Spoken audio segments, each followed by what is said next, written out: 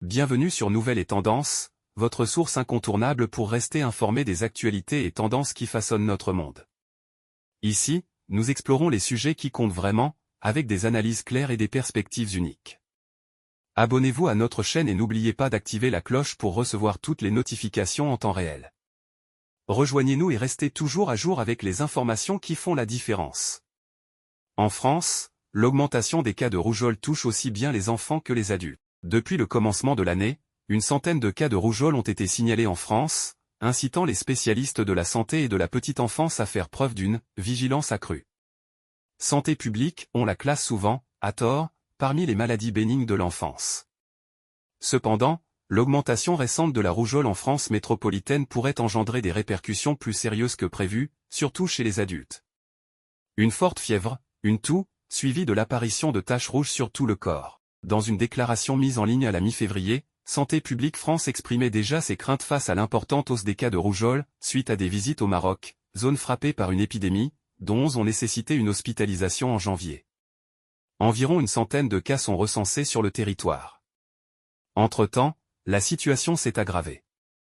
Il y a quelques jours, l'Organisation de la Direction Générale de la Santé, DGS, a envoyé une note aux professionnels de santé et de la petite enfance, les exhortant à une vigilance accrue. L'entité sous l'égide du ministère de la Santé mentionne une situation épidémiologique qui suscite des craintes, compte tenu de la grande contagiosité de la maladie, d'une propagation plus étendue sur l'ensemble du territoire dans les semaines à venir.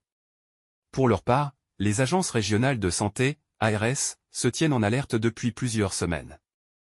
Dans la région Auvergne-Rhône-Alpes, on a dénombré 17 cas au 3 mars depuis le commencement de l'année, comparativement à un seul en 2021, 73 en 2023 et 139 en 2024. Une autre zone où la propagation de la rougeole est très présente, ce sont les Hauts-de-France. L'ARS, sur son site web, souligne que le virus infecte aussi bien les enfants que les adultes et que la vaccination demeure à ce jour l'instrument le plus efficace pour se défendre. 9 sur 10 enfants ont reçu le vaccin contre la rougeole. Les enfants âgés de moins d'1 an, qui ne peuvent pas être vaccinés, sont particulièrement exposés au virus de la rougeole. Effectivement, le vaccin contre la rougeole, les oreillons et la rubéole, ROR, est obligatoire pour tous les enfants nés depuis 2018. Ils doivent recevoir ce vaccin en 2 doses, la première à 12 mois et la seconde entre 16 et 18 mois. Cependant, tous ceux qui sont concernés n'ont pas bénéficié du schéma vaccinal complet. D'après Brigitte Viret, qui préside le Syndicat national des pédiatres français, SNPF, à peine 90% des enfants âgés de plus de 12 mois ont reçu les 2 doses vaccinales nécessaires. Durant la période du Covid, certains enfants n'ont pas reçu leur seconde dose et cela n'a pas été rectifié par la suite, se lamente-t-elle dans une interview avec Le Parisien. Il reste donc des poches de population non vaccinée, où le virus se propage rapidement lorsqu'il est introduit. Si la deuxième dose a été négligée chez l'enfant, il n'est pas trop tard pour corriger cette omission. Selon les informations fournies par l'assurance maladie sur son site internet, il est effectivement envisageable de finaliser la vaccination et d'administrer à l'enfant le nombre de doses qu'il aurait dû recevoir en accord avec son âge, conformément aux recommandations. Pour les individus de moins de 18 ans, l'assurance maladie couvre intégralement le coût du ROR. Les adultes peuvent également être affectés par la rougeole. Ce ne sont pas seulement les enfants qui courent le risque de contracter une forme sévère de la rougeole. Elle peut également affecter les adultes qui n'ont pas reçu leurs 2 doses de vaccin, étant donné qu'il s'agit d'une maladie hautement contagieuse. Comme l'a souligné le pédiatre et infectiologue Robert Cohen lors d'une interview sur France Info, une personne infectée peut transmettre le virus à 17 ou 20 autres personnes.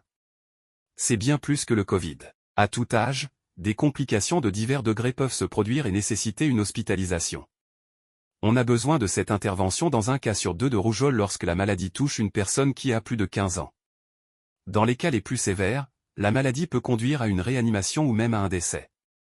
Les individus vulnérables sont plus souvent sujets à ces complications. En plus des enfants de moins d'1 an qui ne sont pas vaccinés, les femmes enceintes qui n'ont pas reçu leurs 2 doses de vaccin et les individus dont le système immunitaire est affaibli présentent également un risque. L'important est que la vaccination contre la rougeole peut être effectuée à tout âge, qu'une première injection ait déjà été faite ou non. Un intervalle d'au moins 1 mois doit être respecté entre les 2 injections, qui sont remboursées à hauteur de 65% par l'assurance maladie une fois que le patient atteint l'âge de 18 ans.